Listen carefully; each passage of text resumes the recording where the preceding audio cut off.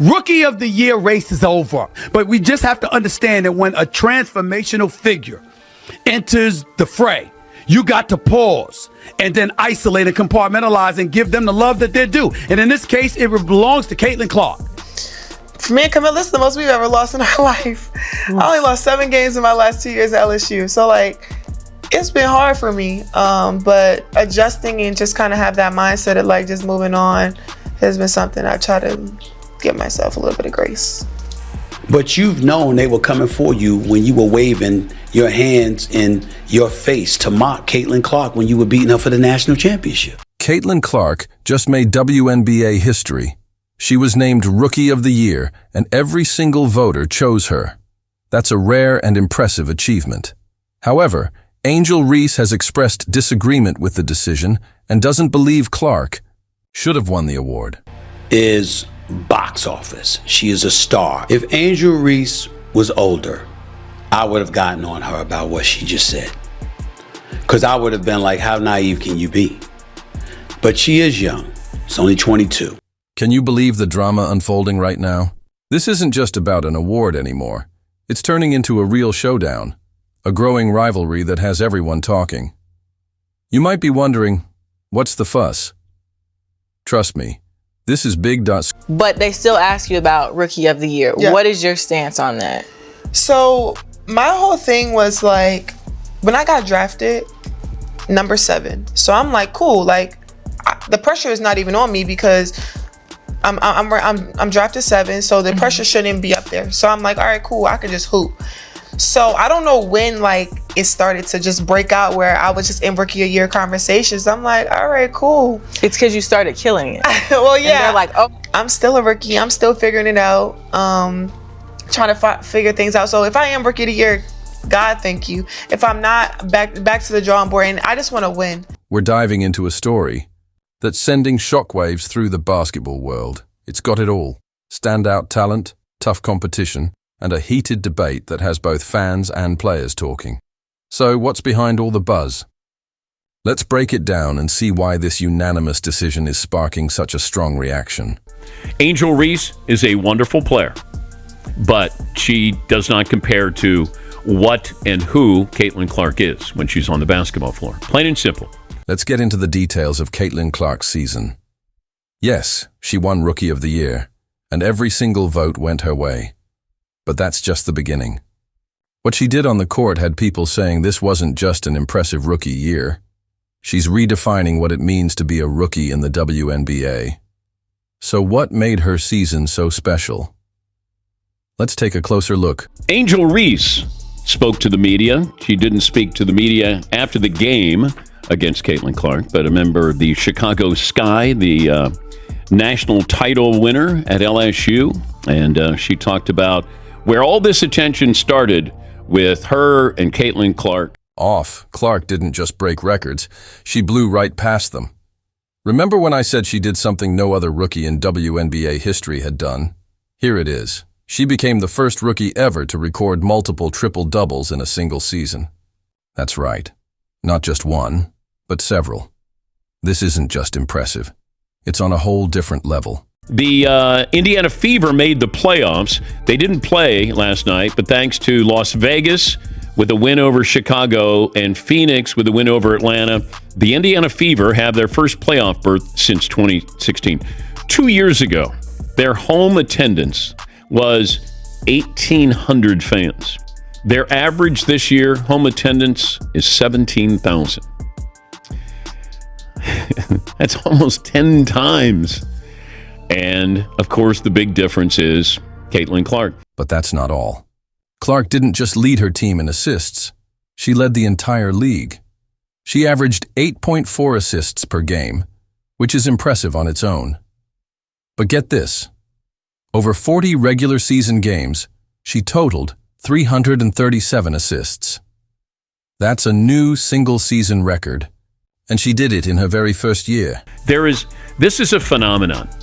Caitlin Clark is a phenomenon. And if I said to any of these people who think Caitlin Clark is not the Rookie of the Year, I'd say, who would you want to start your franchise? Now you might be wondering, what about scoring? Well, buckle up, because Clark wasn't finished making history. She broke the rookie record for most points in a season, putting up a jaw-dropping 769 points. And here's the kicker. That number didn't just top other rookies, it also broke the single-season scoring record for her entire franchise, previously held by her teammate Kelsey Mitchell. Now that's how you make an entrance. I think she should be up for MVP. Rookie of the Year, foregone conclusion. But I think MVP. Now, I'm going to look at this the way I did with Michael Jordan. Now, she's not the Michael Jordan of her sport as far as athleticism, playing, dominating. But A'ja Wilson is the best player in the game. Not even a debate. But I'm talking about value now. Value to a franchise, value to a league, getting your team in the playoffs. They had the number one pick. They were the worst team last year. And there is value that I can attach to. But here's where things get even more interesting. Clark's performance wasn't just about the numbers.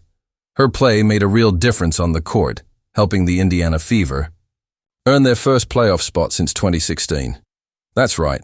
She didn't just put up big stats. She helped turn the entire team around. I'm talking about value. Michael Jordan was the most valuable player every single year because of what he meant to his team and what he meant to the league. And, oh, by the way, winning 6 titles. Can't argue with that. Caitlin Clark may not win titles. Las Vegas is still a great team. But the fact that she is doing what she's doing and at a very high level, you know, it's now commonplace where she'll go for 26 and 12. I mean, those are great numbers for any player, no matter how long you've been in the league. So when we talk about Clark being unanimously named Rookie of the Year, it's not just about talent, it's about impact. She came into the league and immediately started rewriting the record books. She led the entire WNBA in a major stat, and more importantly, she helped turn a struggling team into a playoff contender. That's more than a great rookie season. That's a game changer. And look, Angel Reese, there's nothing that she does where you go, did you see her? Other than she plays really, really hard, and I liken her game to Moses Malone. Moses Malone was relentless. So it's not that I don't appreciate who she is or how she plays. There is no one like Caitlin Clark. In the history of the WNBA. Now, you might think Clark's path to Rookie of the Year was an easy one, but there's more to the story. Remember Angel Reese? The media made it seem like this was going to be a close race. So, what really happened behind the scenes? Angel Reese is better than Caitlin Clark, is saying Rodman was better than Michael Jordan, or Ben Wallace was better than Kobe, or even Andre Drummond was better than LeBron. And I shouldn't have to point out that Angel Reese is actually a poor defender. Let's talk about Angel Reese for a moment. She's the other rookie sensation who had everyone talking. The media couldn't stop comparing her to Clark, painting this picture of an epic battle for Rookie of the Year. It was like they were gearing up for a basketball blockbuster. But her attention, her notoriety is based off Caitlin Clark. Because she wins the national title, first thing she does, she mocks Caitlin Clark. And then she doesn't even celebrate with her teammates. So she's made it personal with Caitlin Clark. Then she's played off of that. Even Caitlin Clark getting knocked down in that game on Saturday, who's standing up applauding but Angel Reese? But here's the twist. Some people started calling out that whole narrative. They argued it was all hype, that the race wasn't as close as the media made it seem. Can you believe it? After all that buildup, now we're hearing it might have been overblown. So she's sort of embraced a Draymond Green role here. But the eyeballs on the WNBA really have to do with Caitlin Clark. Now, you might, if you stay long enough, maybe you'll see something or someone there you go, okay, I'm entertained by this. But there's nothing wrong with admitting that you watch a sport because of one singular person. So what happened? When Clark won unanimously, it pretty much shattered the whole close race narrative. And Reese? She wasn't happy. Not at all. In fact, she outright denied that Clark deserved the award. Now that's drama. Greatest score in the history of college basketball, men's or women's, but passing like this? I'm talking about gifted LeBron-esque bounce passing. I'm talking about gifted LeBron-esque two-handed, full court, touchdown pass kind of passing, the likes of which I don't see in the WNBA. Talk about her. Now, you might be wondering why Reese reacted so strongly. Is it just sour grapes, or is there something more behind it? Well, think about it. These are two incredibly talented players who've been pushing each other all season long. They've got history, they've got rivalry, and now this award is hanging between them. But here's where it gets even more interesting.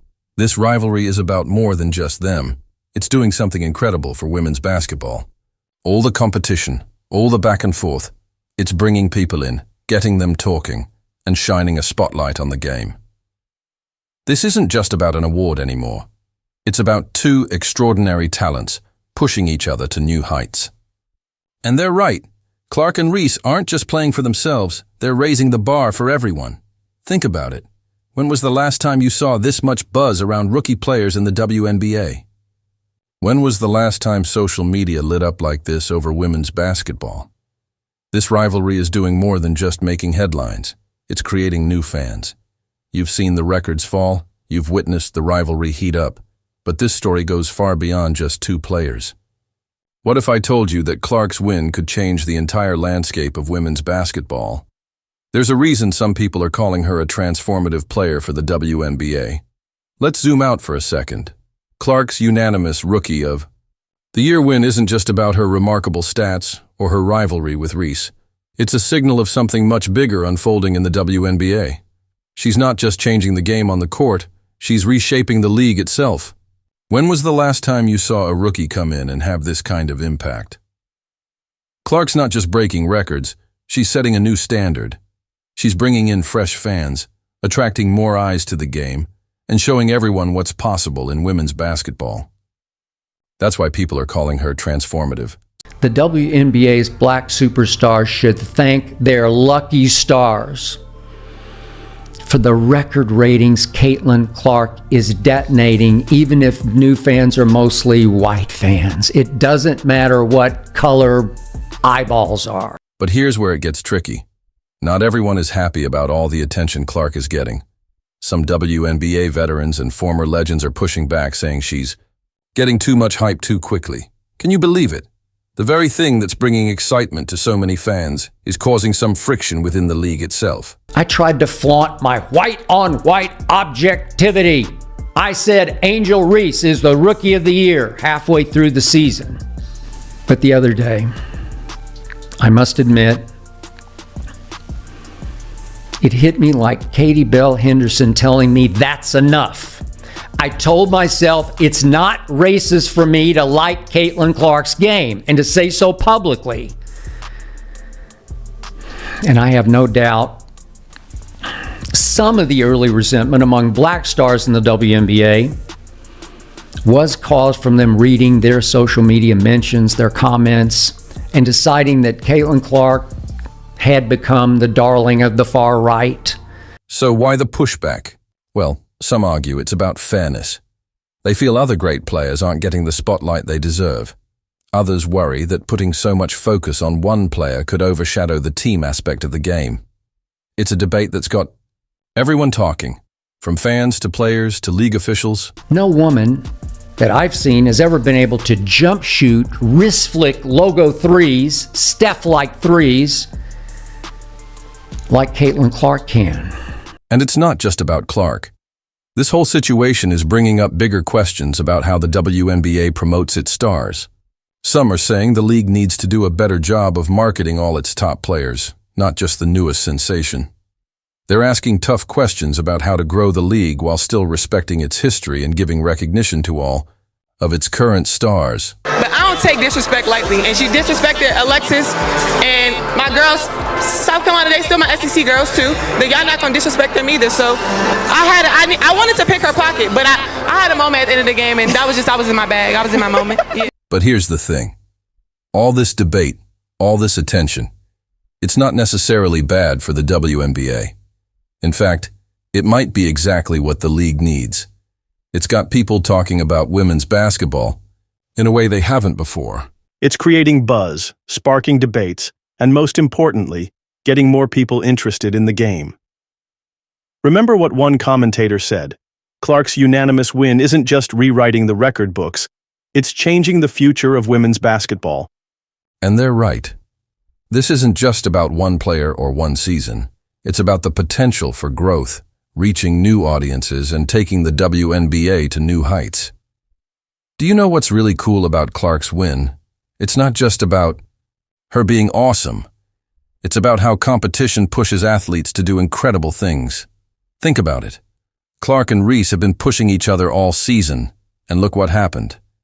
Clark didn't just win, she shattered records left and right. But here's where it gets really interesting. This rivalry isn't just about who's better. It's about sportsmanship and never giving up, even when things get tough. These players are showing us what it really means to be great, both on and off the court. I'm sure some of those black superstars read in their comments, "See what she's doing to the black people's game?" Now several WNBA stars, black and white, have criticized their commissioner for not properly condemning the Angel versus Caitlyn racial hate they've seen on their social media. So, next time you watch Clark and Reese face off, remember this. Sometimes your biggest rival can be your biggest motivation. They're not just competing against each other. They're pushing each other to new heights. And who knows? Maybe we're witnessing the start of something even bigger for women's basketball. Can you imagine what they'll do next? Caitlyn Clark is running away with the WNBA assists lead. She's 25 better than anybody else in the league. It's pretty extraordinary for a rookie. Caitlyn Clark, in a shock to me, has proven already to be a once-a-generation passer. I did not see that coming at Iowa.